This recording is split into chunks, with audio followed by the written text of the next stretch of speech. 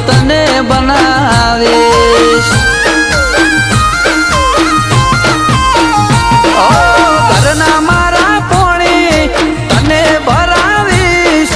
ઓઢણીઓ ઢાળી રોણી બનાવીશ